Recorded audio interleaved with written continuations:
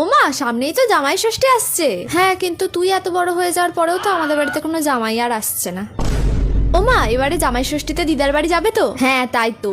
এই বয়সে নিজের জামাই ষষ্ঠী পালন করার কথা না ভেবে বাবার জামাই ষষ্ঠী পালন করতে দিদার বাড়ি যাওয়ার প্ল্যান হচ্ছে। লজ্জাও লাগে না। ও মা, এবারে জামাই ষষ্ঠীতে না অনেক কিছু ভালো ভালো রান্না করবে, ঠিক আছে? হ্যাঁ, তাই তো। জামাইকে তো আর এই জন্মে মনে হয় না নিজের হাতে রান্না করে খাওয়াতে পারবো। তুমিই গেলো, সারা দিন শুয়ে বসে থাকে, অমন করলে না শ্বশুর বাড়িতেও রাখবে না তোকে। বাহ, তাহলে তো ভালোই হলো। আমি বিয়েই করবো না। তোমার মতো এমন জঙ্গলি মেয়েকেও কেউ বিয়ে করবে না। চুল দেখো না, যেন কাকের বাসা একটা। এ বাবা, আমার চুল নিয়ে কিন্তু কিছু বলবে না তুমি মা। এসব এই প্যাচ প্যাচে গরম আর হিউমিডিটির জন্যই হচ্ছিল। কিন্তু এখন আর এ নিয়ে কোনো টেনশন নেই। কেন, এখন এমন কি হয়েছে হ্যাঁ যে টেনশন করার কোনো কারণ নেই?